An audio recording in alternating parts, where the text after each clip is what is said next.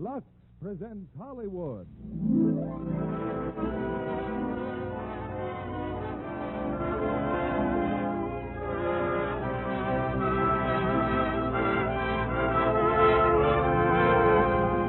The Lux Radio Theater brings you Danny Kaye and Virginia Mayo in Wonder Man. Ladies and gentlemen, your producer, Mr. William Keighley.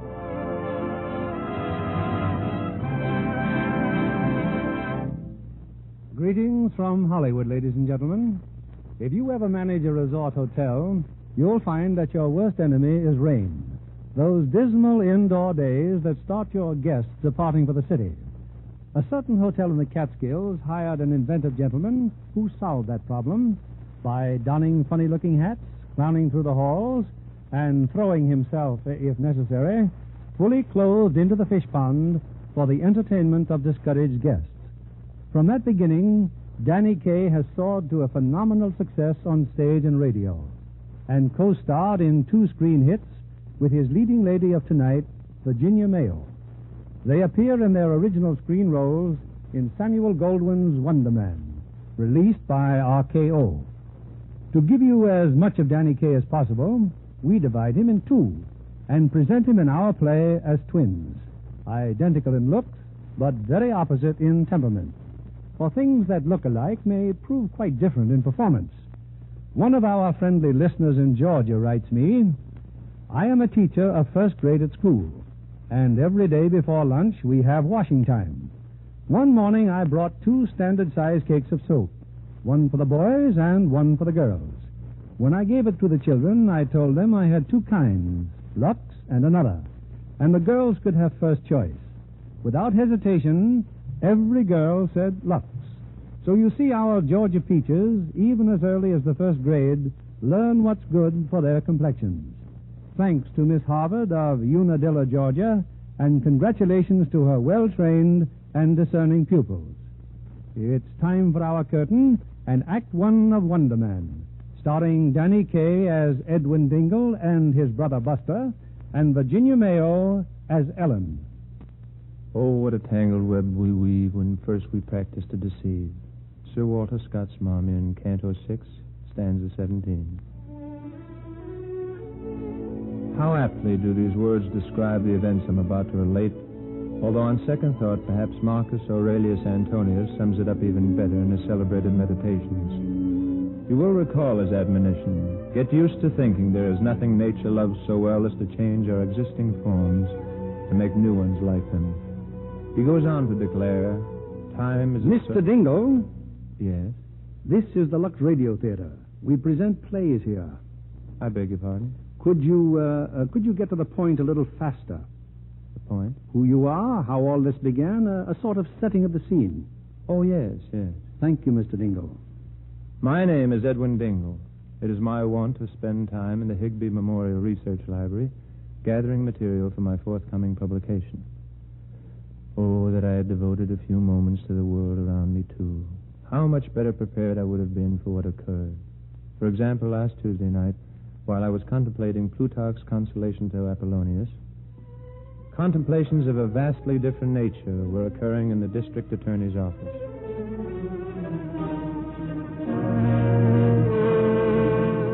There's no doubt about it, Grosset. 10 Grand Jackson murdered Tutu Laverne. Yes, boss, but what can we do about it? Finally get the goods on that gangster, and what happens? They let him out on bail. But the trial comes up soon. All we got to do is put Buzzy Ballou on the witness stand. Ballou witnessed the murder, didn't he? Yes, but I'm worried. Ballou puts on his act every night at the Pelican Club.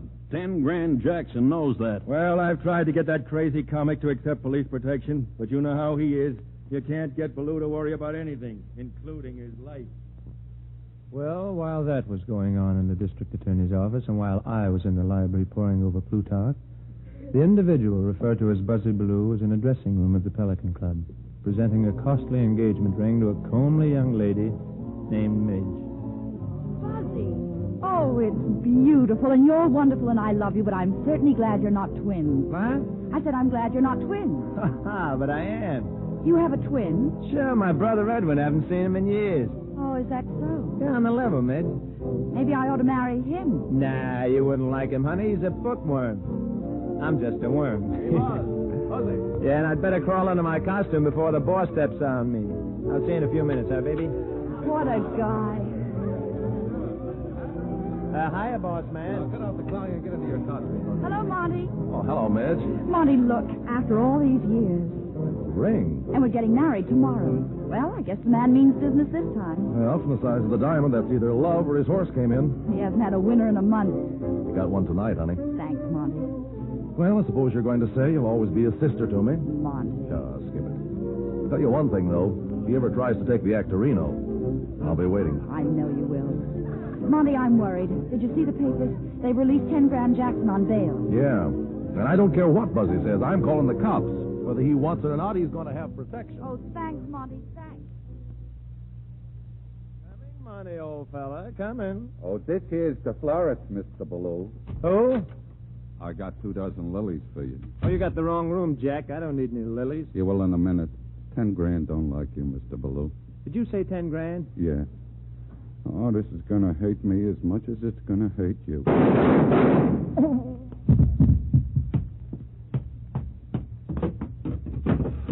Back up the truck, Torso. Let's get him out of here.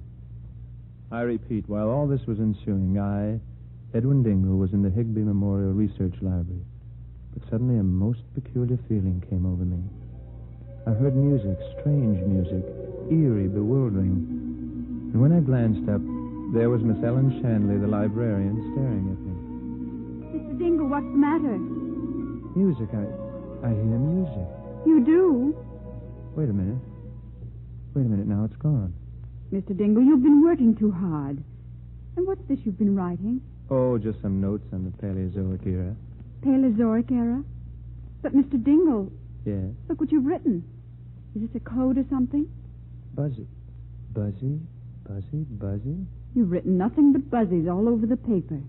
How odd. You hear music, you write buzzy. Oh, and I have difficulty with my breathing, too. I feel cold and a little moldy. You'd better go home and take your temperature. Don't worry about me, Miss Shannon. It's probably nothing but my acrophobia. Acrophobia? Oh, yes. Worst case in the history of psychiatry. You're leaving now? I think I'd better. But you'll be back tomorrow. Oh, by all means, Miss Shanley. I love the smell of leather bindings. Miss Shanley, I've been wondering if you'd have dinner with me. Oh, I'd love to.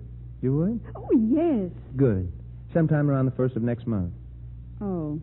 It's a financial problem. Something to do with my allowance. Oh, well, you could have dinner with me tonight.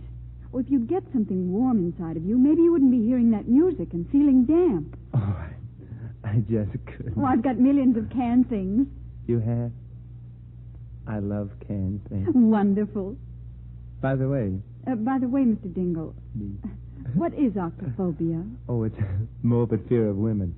Oh. Well, is there any cure for it? Oh, yes, decidedly. Decidedly. Well, if you don't mind waiting, I'll be ready in a minute, and then we can go to my place together. Oh, decidedly, Miss Shanley. Decidedly.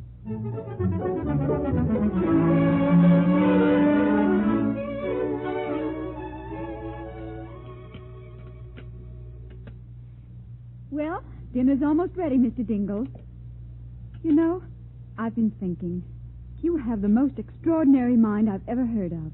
Oh, I wouldn't say that. You're very modest, aren't you? Yes, I guess I am. Well, look, you're laughing. Well, I bet that's the first time you've laughed since you've discovered Professor Zimmel's inaccuracies in his history of the Phoenician Wars. I guess it is at that. Mr. Dingle. I'd be happier if you called me Edwin. Well, Edwin, then. Edwin, do you always wear your hair parted in the middle? I think so. Why? I never saw anybody who looked good with their hair that way, except maybe Hedy Lamarr. You know, it's a funny thing. My brother used to wear his hair parted in the middle. Yeah? And when he changed the way he combed his hair, it changed his whole life. It did? Yes. Yes, he ran away from home and went on the stage. I hadn't seen him in years. We're monozygotic twins, you know. For heaven's sakes, what are those? Oh, nothing to be alarmed about. Super identical, that's all. It's a very rare biological phenomenon. Well, I hope your brother's as nice as you are. Thank you, Miss Hanley. Dear. What's the matter? Something I wrong? forgot the potato salad. Oh. Oh, how can we eat frankfurters without potato salad? Well, I could run down to the delicatessen. It's just around. Oh, would you mind? There's one just around the corner. Schmidt's Delicatessen. Oh, all right. I'll hurry, Miss Shanley. I'll be right back. Oh, thank you, Edwin. Be careful. Oh, don't worry about me. Oh. A pint? Oh, yes, that'll be fine. Oh, fine. A pint of potato salad. Schmidt's Delicatessen. Can't eat frankfurters without potato salad. Schmidt's Delicatessen. Again, that peculiar music was teeming through my brain, and that name, Buzzy, and now another name. Prospect Park. Buzzy, Prospect Park. Buzzy, Prospect Park. I proceeded toward Schmidt's Delicatessen, little knowing my feet were leading me into a skein of incredible events. Hey, all right. What is it? What do you want? Oh, good evening, Mr. Schmidt. Miss Shanley sent me. She wants a pint of... Oh, that music. Prospect Park. Huh? What? Mister, look.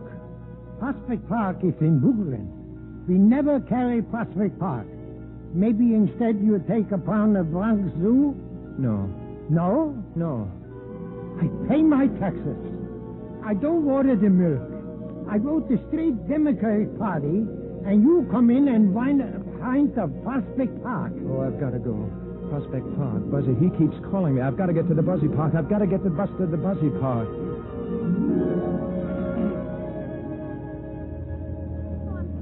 Buzzy. Prospect Park. Something is drawing me to Prospect Park like a magnet. An irresistible Buzzy. You live here in Brooklyn, mister? What? Oh, no. Then why are you going to Brooklyn? Oh, but I'm not. The bus is. Oh, no. The bus is going to Schmidt's Delicatessen. It is? What for? Potato salad. Potato salad? Ellen, she's waiting for me. Driver, stop the bus. Yeah, what's the matter? Oh, I don't want to go to Brooklyn, driver. Well, none of us want to, Bud, but we all gotta go sooner or later. No, stop the bus. I demand you let me out. Okay, Jack, this is out. Where am I? Prospect Park. See you again sometime.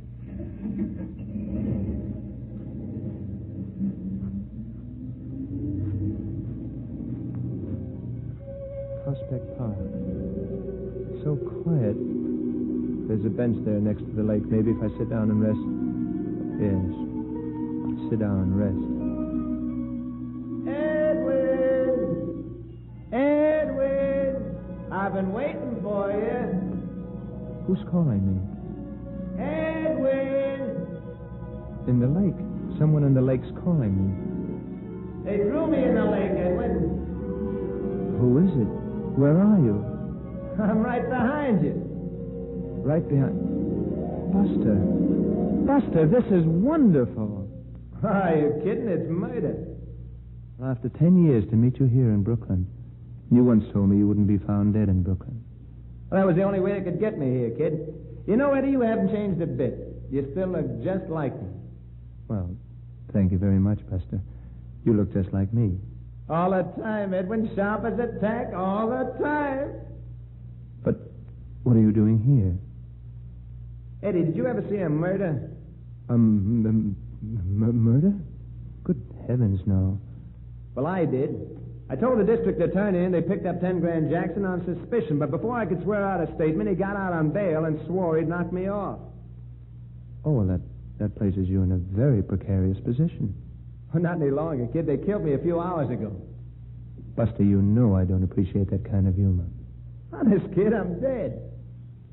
Am I to believe you're an apparition? Oh, believe what you want, kid. Just watch this. You see this big statue here? Well, watch, and I'll walk right through it. Buster, be careful. You'll bump your nose. Buster, this is the most... Buster. You see, kid, it's a cinch. Oh, it's impossible. An optical illusion, that's what it is. Buster, haven't you outgrown those practical jokes? Now, look, Eddie, you gotta believe me. I need your help. Well, I'd do anything for you, Buster, but I refuse to believe you're not alive. I can see you. I can hear every word you say. Well, look, I can't explain it, Eddie. Maybe it's because we're super identical twins. I don't know. All I know is that you can see and hear me, but nobody else can. Well, this is most awkward. I knew you'd come to no good when you left home, Buster Dingle. Buster Dingle? I changed my name years ago. Didn't you ever hear of Buzzy Ballou? Buzzy? Oh, that name, it's been going through my mind for hours. Certainly, they've been trying to contact you ever since they knocked me off. That's why I was drawn to this spot. Thales of Miletus Paradox. Come again? The control of spiritual magnetic forces over the material. Thales was right. Well, pay the man the $64. I don't know from Thales. All I know is that I got you here to help me fry that rat, 10 grand Jackson. Now, Eddie, you've got to put 10 grand in the electric chair. Not so loud, Buster. There's a sailor and this girl. They're going to sit on the bench. Don't worry, kid. They don't even know I'm alive. I mean, dead. Oh, of course. Pardon me, Buster. Now, get this, kid. Nobody knows that 10 grand had been bumped off, see? Now, people probably think I've just disappeared. So you've got to take my place. Now, all you have to do is to be me day and night until the trial is over. But there's 10 grand Jackson. If he had you killed and he thinks I'm you, he'll most certainly kill you. I mean me. No. Oh, dear. Well, you're not scared, are you? Fear is not in the Dingle lexicon, Buster. Well, then what are you worried about? I can handle everything. No telling what I can do once I really learn the ropes. Didn't I bring you here when you want a potato salad? Potato salad. Potato salad? Oh, I have to go, Buster. Take it easy, kid. Look, they're staring at you, the sailor and his girl. Oh, good evening. Hey, Harry, let's get out of here. That fella, he's talking to himself. Yeah, Brooklyn's full up. They don't see you. They don't hear you. Then you are dead, Buster. Well, now, what's this? What I don't understand is... Buster, what are you doing? Now, stop it, Harry. What's the matter? I said stop it. Hey, what's the idea of hitting me? I didn't do nothing. Oh, no, not much. Okay, I'm going. Go on, go. I'll wait in the car. If you ain't there in 5 minutes, I'm going. Hiya, babe. You read any good books lately? Don't be vulgar. Vulgar? He got fresh with me, so I slapped him. I'm sorry, miss. I wasn't talking to you. Oh, what a setup when I think of all the time I wasted living. Please be serious. Did you say you sing and dance in a nightclub? Well, I work in a bakery, but a lot of people take me for Lana Turner. You can fool me, honey. Please stop that. How am I ever going to take your place? Take my place? In the bakery? Will you kindly stay out of this conversation? Why, you talk to me first, you masher. Oh, no. Now, look, you started all this. You made me come here. Now you want to have fun with me. Fun? Well, of all the... Harry! Harry! This guy's getting fresh with me. You asking for trouble, Bud? Yes, if it's trouble, Bud. Now, stop it. Let's settle this alone. You come up to my room like you used to. What? Take off your glasses. Oh, very well. But why? But why, he says. This, but why? Now, you see, honey, you can't trust nobody these days except in us sailors. Come on, baby. Oh, I have a vague feeling this is not going to work out, Buster. Well, come on now, kid. I'll take care of you if you get in any real trouble. Why, in my new setup, all I probably have to do is to go...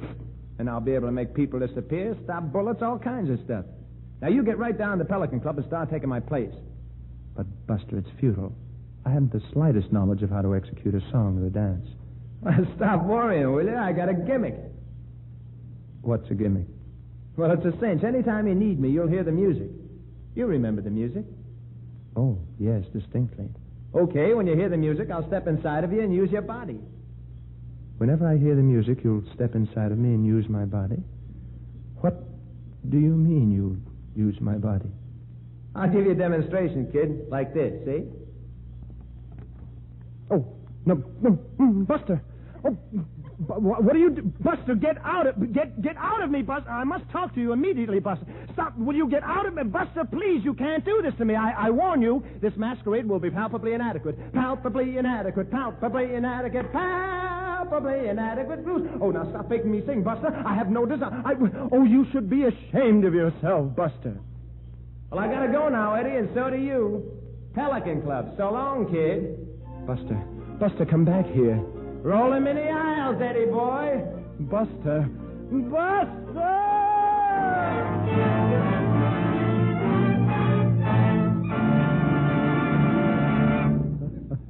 In a moment, we'll return with the second act of Wonder Man, starring Danny Kaye and Virginia Mayo. Meanwhile, here's our Hollywood reporter, Libby Collins. What's the special news tonight, Libby? Well, I've just seen a picture, Mr. Keeley, that you might call extra special. It's Paramount's The Virginian, has an all-star cast, Joel McCrea, Brian Donlevy, and Sonny Tuff, with Barbara Britton as the lovely leading lady. The sets are really spectacular, aren't they? Yes, our California scenery made a magnificent background, just right for a Western thriller. And the costumes, too. Just wait till you see Barbara Britton in some of those full-skirted dresses of 1885 with the hourglass silhouette. Lucky for her she has such a tiny waistline. I've seen the picture, too, Libby, and I never saw a star look lovelier in Technicolor. Barbara's a real beauty, isn't she? No, she is that, Mr. Kennedy. Huge blue eyes, natural blonde hair, and a complexion that's famous as one of the loveliest in Hollywood. I'll make a bet with you, Libby. I'll bet I know what complexion care she uses. Oh, you can't lose on that one, Mr. Kennedy. What else could it be but Daily Lux toilet soap facials? And I can tell you that soft, luminous skin of hers is a wonderful tribute to gentle Lux soap care. I think our feminine audience might be interested to know how easy it is to give their skin the same care 9 out of 10 screen stars depend on. Here's exactly how Barbara Britton takes her active lather facial. She covers her face with lots of the creamy Lux soap lather and works it well in. Then she rinses, first with warm water and then cold, and pats her skin dry with a soft towel. Quick and easy, but it certainly does the trick, Barbara says. These beauty facials really do make skin lovelier. Recent tests by skin specialists proved it. Actually, 3 out of 4 complexions became softer, smoother, with Daily Lux Soap Care. Now, here's a tip for women everywhere. Why not try Hollywood's own beauty soap? Begin your active lather facials tomorrow. See if you're not delighted with Lux Toilet Soap's creamy, beautifying lather and the fresh new loveliness it gives your skin. Our curtain rises on Act 2 of Wonder Man, starring Danny Kaye and Virginia Mayo. And here's your producer, Mr. William Keeley. Now, let's see, where were we? Oh, yes, Prospect Park, Brooklyn, where Edwin Dingle, seeking a pint of potato salad, encountered instead the highly animated ghost of his brother, Buzzy Bellew. In this I beg your pardon, were you a witness to these events? Why, no, of course not, Mr. Dingle. I was only trying... Please, you worry about Lux. I'll worry about what happened next. Well, this is highly irregular, Mr. Dingle. So are my experiences. I, Edwin Dingle, had to go to a cabaret and pose as my brother. Why was this masquerade necessary? Because I was the only one who knew that Buster had been murdered. Only by artfully concealing this knowledge could the cause of justice triumph. Full of misgivings, I entered the stage door of the Pelican Club. Hey, Marty! He's just getting in. Who just came in? Quite Buzzy Baloo. Look at him. Careful, boss. I bet he's pulling some new kind of gang. All right, Buzzy, I see you. Good evening. And who do you think you're fooling with those cheaters? I'll thank you to return those cheaters. All right. But eyeglasses won't help you. Midge will slug you with them on or off. Midge? Midge who? Why don't you stop? Hey, where have you been? She's been crying her eyes out. That the way to treat your future wife? Wife? Oh, wife. Oh, yes. Well, you see, Listen, Buzzy, are you going to marry her tomorrow or not? Tomorrow? Yes. Oh, yes. Yes, of course. Certainly. Okay. I'll be a good Joe. Slip her a kiss and square the beef so she'll know you're really on the up and up. Very well. I'll be a good Joe and slip her a kiss and square the beef so she'll know I'm on the up. Where are you going? And up. To converse with Midge. In here, you screwball. In here. Oh. Come in. See you later. Well, good evening. Good evening. You are Midge? I thought it all out, Buzzy. You can take back your ring and... Well, you've got some nerve kissing me. Oh, I just slipped you that Joe to indicate that I'm a square beef and that everything is on the ascendancy. Someday you won't get away with this clowning, Buzzy. It's a good thing I'm almost as wacky as you are. Can I bring it in here, Mr. Baloo? Yes, waiter, what do you want? I've got your sandwich, Mr. Baloo. Should I bring it in here? I beg your pardon? Just your regular sandwich and some potato salad. Potato salad? Oh, she's waiting for me. Excuse me, there's an urgent matter I must tend to immediately. Buzzy. Telephone, I must get to a telephone. And that's the guy I'm going to marry tomorrow. Oh, I'm sorry, Ellen, but numerous complications have arisen, all you and had to do was to go to Schmidt's Delicatessen. But I know, Ellen, I know. I'll explain it to you later. I've been waiting for hours. You might have phoned before this. Oh, but I couldn't, honestly. I hear music. You're in a nightclub. Oh, but you don't understand. I'm well, not. I hope you and your girlfriend have a lovely time. And from now on, I'd be much obliged if you did your studying in another library. But Goodbye. Ellen, hello. Hello. Oh, dear. You better get going, Buzzy. You're on in a few minutes. Oh? Hey, guess who's out in front tonight? 10 Grand Jackson. Who? 10 Grand Jackson. Gave him a ringside table. Oh, no. 10 grand. Oh, I simply can't. I won't. All right, now hurry up and change. Midge is just starting her number, and you're on next. Buster. Buster.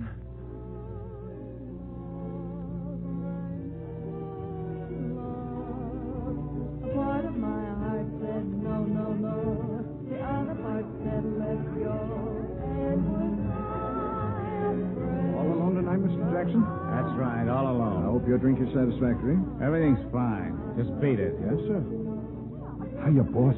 Me and Torso here. We come for a dough. Thought I said to see me in my office. We got a blow. We're getting out of town. Sure you took care of Balloon? We took the package to Prospect Park. It's at the bottom of the lake. Okay. You think it's a good idea you coming here tonight? Oh, I'm just curious who Monty's going to put in his place. I'm going to miss Buzzy. He was a great little performer. Part of my heart that said no, no. Suddenly all of you, all the one I saw in love with loved me so. That's all right, folks. That's all right. She's going to be back later. Right now, here's a man who follows Midge in more ways than one. The star of the Pelican Club, Buzzy Baloo. All yours, Buzzy boy. Come on out and let that spotlight light. Buster, where are you? Please, Buster. Wait a minute. It can't be. It can't be Buzzy Under Baloo. the Give me back my dough. Chestnut Fools. tree, Shut up. I'm getting a load of The this village guy. smithy stands. The smith, a mighty man, he, with large and sinewy hands. Oh, Buster.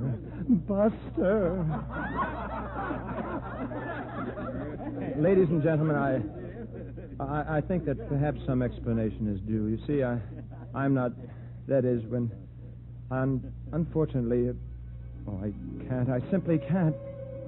Oh, the music. There it is, the music. Oh, Buster, am I glad to see you. Where in the world have you been? I thought you'd never get here. Hey, you're the biggest hunk of no talent I've ever seen. You better let me get inside of you before you ruin my reputation. Oh, Buster. Okay, let's go now. You know, folks, it's like the little Eskimo girl said. It takes me a little while to get warmed up. Now, what do you say we start things jumping with a little number, huh? You know, kind of get things cooking? How about the Bolly Boogie? You think you'd like that, huh? Oh, you lucky, lucky people. Oh, Buzzy boy, you're dynamite. I gotta get more dough.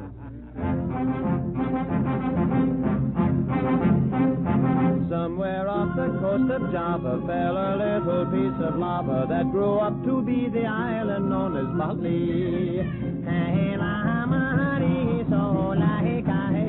Every native girl looks sorta like the farmer's daughter oughta, and for dancing they are simply off their trolley.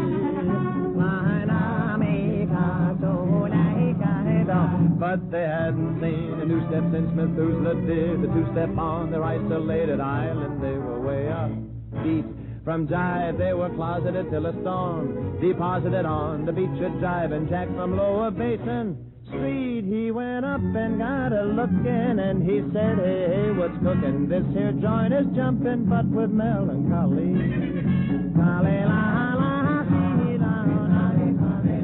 So he took their native movements, added in the groove improvements, and here's the way it's played on the Bali Hit Parade. Pataka boing boing yak pataka zoot flute pataka boing boing yak pataka reed beat pataka boing boing yak pataka live jive a high choo choo Chattanooga Bali boogie a waka song slick lick a waka song song a waka hip step a waka song song a waka live jive a high choo choo Chattanooga Bali boogie. Now if you can't dig the chatter with the greatest of these, it really doesn't matter. Here's the translation, please. A yaka pataka boing boing a waka song song me shoot the pinky to me stinky pataka boing slick lick pataka boing boing yak pataka reed beat pataka boing boing yak pataka live jive a high choo choo Chattanooga Bali boogie. How do they get a Bali boogie?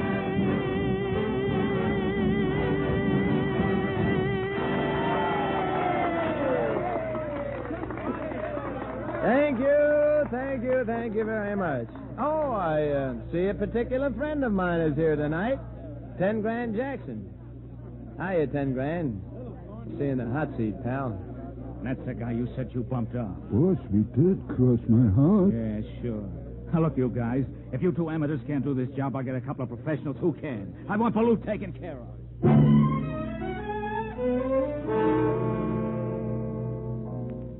A little later that night, Monty summoned all of his entertainers to a supper party. Buster, that is I. No, Buster, sat next to Midge. I must add there was an abundance of champagne on the table.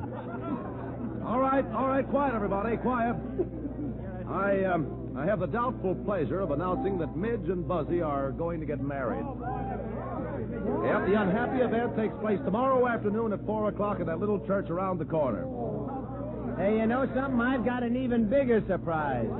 Yeah, well, this time I'm going to be there. And I've got a surprise for you. If you're late, even 5 minutes late, I'm going to marry Monty. And so help me, I'll set his clock back. Boys and girls, let's drink to the late Buzzy Baloo. In all candor, I must relate that several toasts were consumed. I, Edwin Dingle, never touch alcohol, but my brother Buster was inhabiting my body, and I must say he took unfair advantage of it. He was getting both of us quite intoxicated. Go on, Buzzy boy. What were you going to say? Well, I'll tell you, honey. I want to propose a toast, too. I want to propose a toast to my little bride, Ellen. I mean Midge. Ooh, I'm getting pretty dizzy. Well, it's tomorrow afternoon at the little library around the corner. For better or for worse, in riches and in health, till potato salad do us part.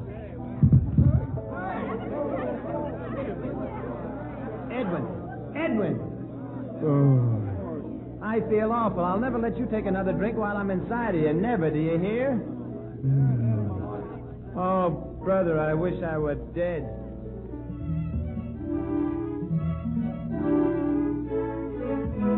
It was not kind of Buster to leave me in my condition. Monty assisted me to my dressing room, Buster's dressing room, and left me to what he called sleep it off. When I awakened, I stole furtively away from the still celebrating guests and hastened to my quarters at the YMCA. Unfortunately, this time I overslept. It was not until mid-afternoon. That's why I phoned. I tried to get away, but I couldn't on account of Midge because we were engaged to be married. That is, Buzzy and Midge were to be married. But I was Buzzy then. Oh, well, who are you now? Oh, I'm myself now. But I don't know how long it will last. All right, I've heard your story. You may leave. Oh, I'm sorry, but you must come with me. I'm taking you to the church. What church? Well, I'll get the girl who's waiting there to marry me to tell you how when I was Buzzy Baloo I got mixed up in this because Buzzy was supposed to marry her. So when I'm not Buzzy, why should I have to? We'll face the whole thing together. Oh, we will. All I'll do is... Ellen, look. Huh? Those two men, they're staring at me. You're as nutty as a fruitcake. We've been looking for you, young fella. Oh, now, just a moment. Now, you see this badge? District Attorney's office. Why? What's he done? That's between him and the DA, miss. Come along, you. Goodbye, Ellen. Goodbye. I'm terribly sorry about the potato salad, and maybe if you could get a chance, you could visit me and bring me a little fresh fruit, maybe. And to think, only yesterday he was just a nice, sweet, ordinary genius. Well, let's get down to business, Mr. Baloo. You told me you had the goods on 10 Grand Jackson for that murder last week. Yes, but I can't make a statement yet. Why not? I'm waiting for something to happen. Buster. Oh, what to happen? Buster, please, Buster. Doesn't look as if it's going to happen, Mr. O'Brien. Oh, now, calm down. Now, you saw Jackson at the scene of the murder, didn't you? Oh, yes. I surprised him in flagrante delicto. Well, good. Proceed. Well, I ripped off my stint at the Pelican Club, where I'm engaged as a song and dance entertainer. Yes? Yes. I was a little bit brought down, so I decided to take a walk. I see. Whereupon I see this hoodlum, 10 Grand, drive up in an armored car. He was stalking his victim, a tall, thin man with a red beard. There was a hail of lead, and the victim fell, fatally pierced through the pericardial region. There you are, Mr. O'Brien. It's an open and shut case. May I go now? Oh, just a minute, Mr. Baloo. Just one or two minor details. Oh, well, it was quite dark. I may have slipped up on a detail or two. In the first place, the tall, thin man with a red beard was a short, fat fan dancer named Choo-Choo Laverne. Oh, amazing. Her disguise was perfect. And in the second place, she was strangled, not shot. Mr. Ballou, you told me you knew the name under which Choo-Choo Laverne rented the safe deposit box. You said it contains evidence of 10 grand's counterfeiting racket. Now, what was the girl's real name? And no more of your phony quibbling. That's her name, phony quibbling. Fanny quibbling. Buster! Buster, you keep yelling about. Somebody higher up, eh? Yes, that's it. Somebody higher up, and I wish you'd hurry and come down. Buster! Now, you listen to me, Ballou. Are you trying to wreck my political career? No. You're involved with 10 Grand Jackson. No. You're a member of his mob. They're paying you off to do this to me. No, Buster! I'll give you just one more chance to help me. I'll railroad you for withholding evidence. All right, I'll tell the truth. Well, that's more like it. Well, I went to Schmidt's delicatessen, but the music made me feel cold and damp, and the potato salad turned into Prospect Park. What? Well, then I jumped off the bus, and there was Buster walking through a statue because he was dead. Holy jumping Republicans.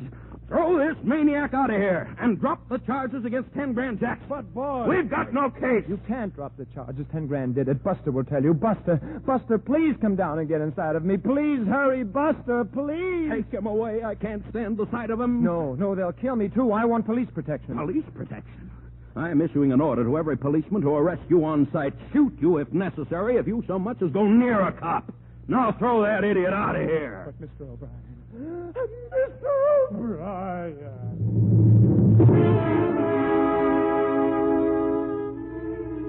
The situation was fraught with peril and ignominy.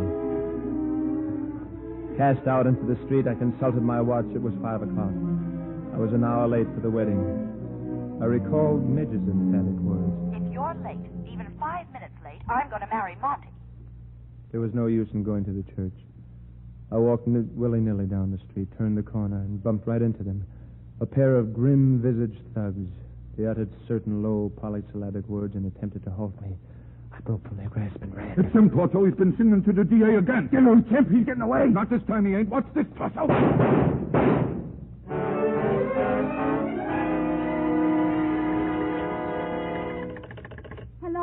Hello. But I just have to talk with the district attorney. Sorry, miss. He's gone. That young man he arrested, he's not really out of his mind. It's my fault. I upset him because he's not used to girls. You'll have to talk to Mr. O'Brien.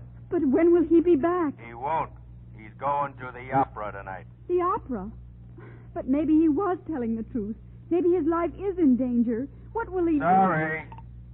Oh, Edwin. Oh, poor Edwin.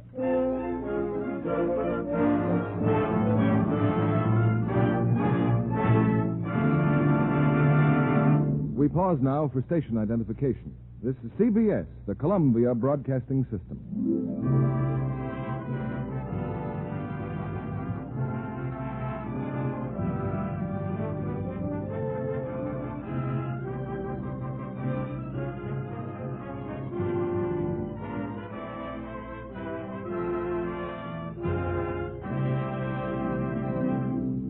In just a moment, we'll bring you the third act of Wonder Man, starring Danny Kaye and Virginia Mayo. Amateur dramatics, as a rule, are good experience and lots of fun. But not often does the star of the class play step from college into a screen career. Miss Jacqueline White did, though, and she's here tonight to tell us about it. Jacqueline, I'm curious to know, what was the name of the class play that started you to success? It was Our Wilderness, Mr. Keeley. An executive of Metro-Goldwyn-Mayer Studios was at the performance, and he offered me a screen test. Which you passed with flying colors, apparently. And now you have a long-term contract with the studio. I've been in 8 pictures since then, but I still feel I have much to learn about acting. You have some wonderful stars as inspiration out at your studio. Oh, yes. I spent a lot of time on the set while they were shooting A.J. Cronin's The Green Years. It gave me a chance to watch Charles Coburn in the role of grandfather. I've always admired him so much. Great, isn't he? And there's some fine opportunities for younger stars, too, in The Green Years. Tom Drake and Beverly Tyler, for instance, do a grand job. It's an inspiration to any producer to see talented young people take their career so seriously. Especially when they're blessed with good looks as well as talent. Miss White, I shouldn't think camera close-ups would ever have any terrors for you. Not with that lovely blonde hair and a complexion that even by Hollywood standards is dazzling. You're very kind, Mr. Kennedy. You won't be surprised when I say I'm a Lux girl. An enthusiastic one, too. Lux soap gives my skin just the care it needs. Thank you, Miss Jacqueline White. There's a reason why so many famous screen stars, so many lovely young starlets recommend Lux toilet soap. It's a real beauty soap made of the finest ingredients. Thrifty, too. Each satin smooth cake lasts and lasts. Lovely women everywhere will tell you Lux toilet soap makes a delightful bath soap, too. Here's what screen stars say. The creamy, active lather makes daintiness sure. And you'll love the flower-like fragrance a Lux Soap Beauty Bath leaves on your skin. We continue with Act 3 of Wonder Man, starring Danny Kaye as both Edwin Dingle and Buster Bellew, and Virginia Mayo as Ellen. Here's Mr. Keeley at the microphone. Well, Mr. Dingle? Mr. Dingle, Can't you see I'm preoccupied? aren't you going to give us a preface to our third act? Oh, I can't. I'm trying to escape. Those characters are pursuing me, Chimp and Torso. They're still shooting at me. Buster, do something. Buster! It appears Mr. Dingle is correct. 10 Grand Jackson's gunmen are hot on his heels. But Mr. Dingle, in an amazing exhibition of running and dodging, finds a temporary refuge. On a fire escape outside Ellen Shanley's apartment, he taps frantically on the window pane. Who's there? Who's at the window? Who is it? Mr. Dingle. Uh-huh.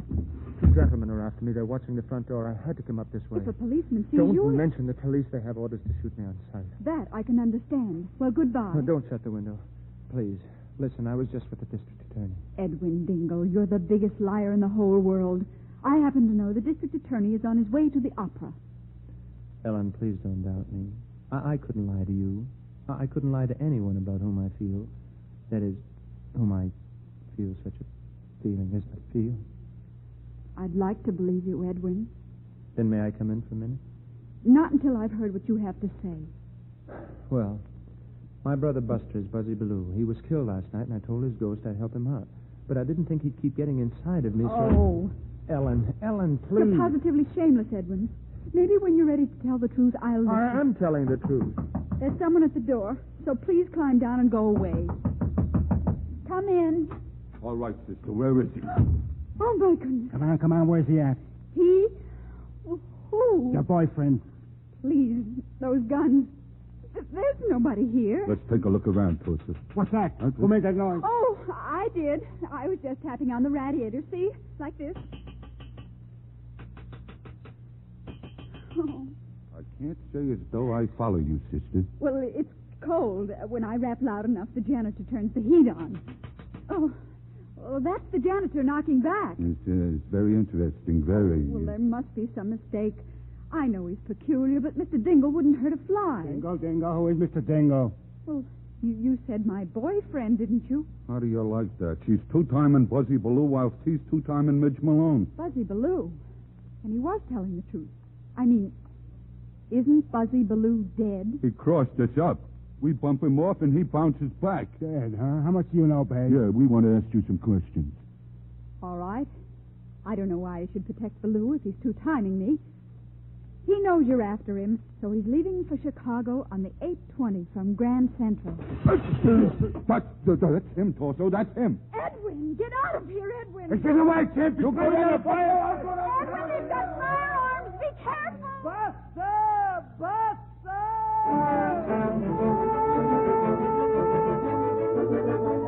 Once again, I was fleeing for my life. I turned the corner, and back at Schmidt's Delicatessen, I found sanctuary behind the pickled herring barrels.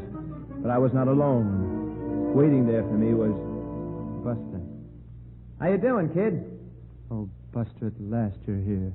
I've been trying to make it for some time, Edwin, but I had a hangover that was out of this world. Now, look, kid, never take another drink while I'm inside you, will you? Oh, you must help me, Buster. My life is in jeopardy. Kid, I got bad news for you. I can't help you anymore.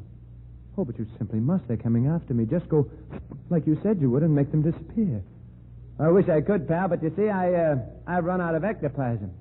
Oh, no. From now on, kid, you're strictly on your own. But what shall I do? Buster, perhaps if you give me the evidence on 10 Grand Jackson, I could get it to the district attorney. He's attending the opera. Okay. Now, here's the dope. The girl who was murdered was... Choo Choo Laverne, the fan dancer. Yeah, that's it. Now, when she threatened to spill the beans to the cops about 10 Grand's counterfeiting, he hit her over the head with a beer bottle and choked her. I remember. Beer bottle. She threatened to tell the police. Now, I saw 10 grand carrying her out. Now, Choo-Choo Laverne's real name was Minnie Smith. Now, remember that, Edwin. Minnie Smith. And she hid the evidence she had on 10 grand in a safe deposit box under that name. Minnie Smith. Oh, Buster, I wish you could arrange to accompany me to, Which way did he go? What's I that? hear him, Jim. He's talking to somebody. Well, kid, if you get out of this one, you'll be a new man. And if you don't, I'll be seeing you. Buster. Buster, don't go. Come back, Buster. Come back. Buster!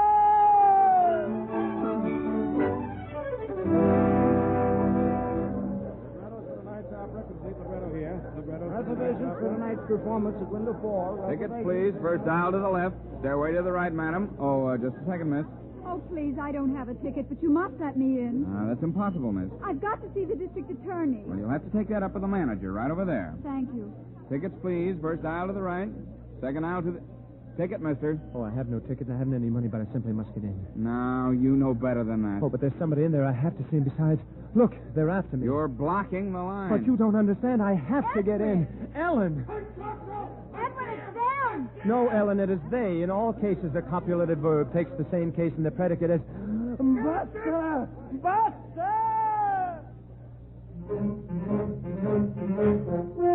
This was becoming monotonous. I dashed to the street and fled into the first open door. It was the stage entrance into the opera house. I found an empty dressing room, put on a costume to disguise myself, and casually joined a group of singers backstage. The singers apparently had been waiting for someone. The moment they saw me, they lifted me to their shoulders and triumphantly bore me to the stage. Unfortunately, I had put on the costume and disguise of the baritone soloist. What madness was this? What strange folly. On stage was a rather stout soprano. In the orchestra pit, the conductor frantically pointed his baton at us. Well, when you gotta sing, you have to sing.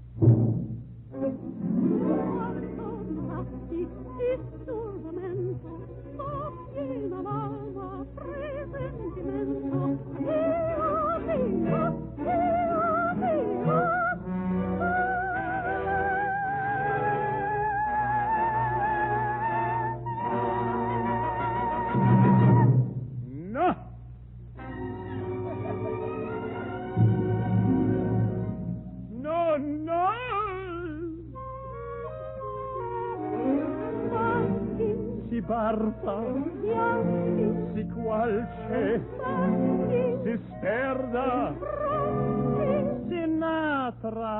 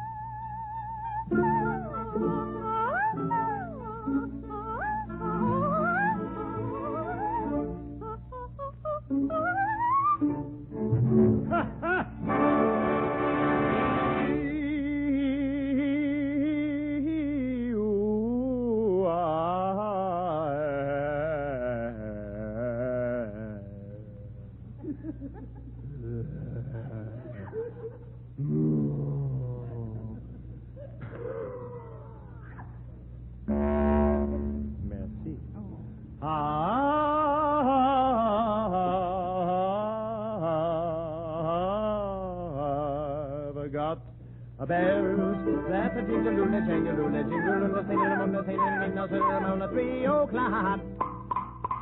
Boing, boing, boing. This masquerade couldn't continue. I started off stage, but there in the wings stood Chimp and Torso. They couldn't shoot. The chorus stood between them and me. But if they couldn't shoot, I couldn't leave. Glancing upward there in the box, I saw Mr. O'Brien, the district attorney. Ellen was with him.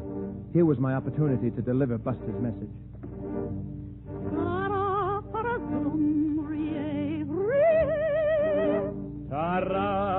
Boom, D.A. D.A. Il faro mi accende, hey, hey, diventi see me, così t'accenderò. To kill a gangster, oh, nab me, grab me, stab me. O'Brien, O'Brien, O'Brien, O'Brien, O'Brien, help!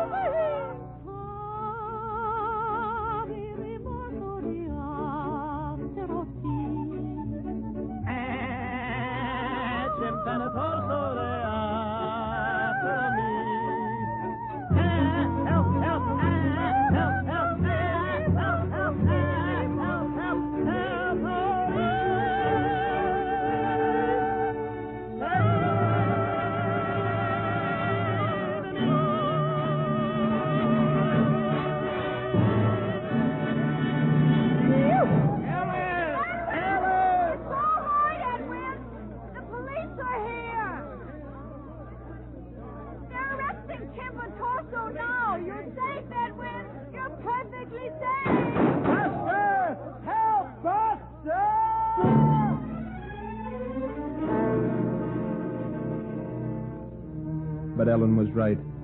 Chimp and Torso were arrested. 10 Grand Jackson was convicted. Buster was avenged, and Ellen and I, well, I no longer live at the YMCA, if you know what I mean. Edwin. Yes, darling. We've been married a whole hour now, Edwin. Uh-huh. You know, I read in Martin's notes on American geology that the tremendous flow of water over Niagara Falls removes the suballuvial soil at the rate of 2 and 3 feet a year. Suballuvial, that is. You know, honey, what you need is to get away from those musty old books. Suballuvial. Edwin, that doesn't sound like you at all. Oh, I'm not going to be like me at all anymore, suballuvial. I guess there'll always be a little bit of suballuvial inside of me. Edwin, do you think, Buzz, you'll be dropping in on us for the rest of our lives? Oh, no, honey. I don't think we'll ever hear from suballuvial again. Edwin, no, stop, Edwin. But, Ellen, I'm not doing anything. Edwin, you're tickling me. Oh, but that's what... Buster! I'm a little devil, ain't I?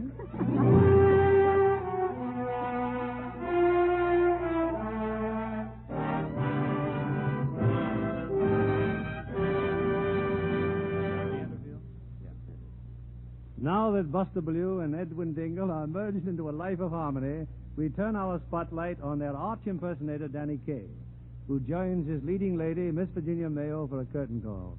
Danny, how did you like playing twins? Oh, well, it sort of had me beside myself, Bill. Well, you and Virginia make a great team.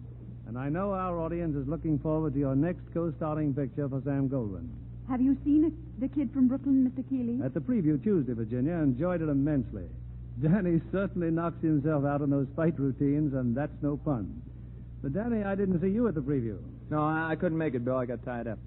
You mean you missed your own picture, Danny? How come? Well, in the early afternoons, I have to wheel my baby brother Bertie in his baby buggy. Oh, yeah? Yeah. This afternoon, I was wheeling Brother Bertie in his baby buggy when the bumper of the baby buggy behind bumped into Bertie's baby buggy bumper. Well, when the rubber bumper bumped, the bumpy in the baby bumper, but it's in the bumpy back, so I had to unbump the buggies and put the rubber back on Bertie's baby buggy bumper. Now, just what was that again? Well... Again, what was it the first time? Sublubio. You know, if I moved my mouth that fast, I'd be afraid I'd dislocate my face. And we'd never like anything to happen to that face, Virginia, or that lovely complexion. I'm safe in saying that it is a Lux complexion, aren't I? Indeed it is, Mr. Keeley. I've used Lux soap without missing a day. It's a wonderful complexion care. And I'm sure that care was apparent when Sam Goldwyn picked you for the Golden Girl. Do you use Lux soap, Danny? Every Sunday night, I bathe my baby brother Birdie in his rubber baby bath and let those Lux soap suds soak baby brother Birdie till he get. You mean baby brother Bertie balks at his sabbatical ablutions, barring being bathed with baby brother Bertie's best beloved brand of bath soap? Yes, I mean that baby... Oh, now, wait a minute. That's too much competition. Now, tell us what you're doing next week, Bill. Next Monday night, we bring to this stage an old favorite of the Lux Radio Theater. Wallace Beery co-starred with Marjorie Main in Metro-Goldwyn-Mayer's rollicking screen hit, Barnacle Bill. Wally appears as a lovable, lusty fisherman whose life is one of dubious adventure and whose story is mixed with sentiment and humor, salted heavily with the excitement of the waterfront. It ought to make a wonderful treat for your listeners, Mr. Keeley. Good night. Good night. You are wonderful in Wonder Man. 8 months ago, we celebrated peace. But there's one war that never ends. Man's war against humanity's distress, against disaster, flood and famine, accident and suffering. We fight that war beneath the banner of the Red Cross. And it is up to all of us to share the burden. This month especially, give to your Red Cross. Give generously. No check you write, no dollar you contribute should reward you with more satisfaction.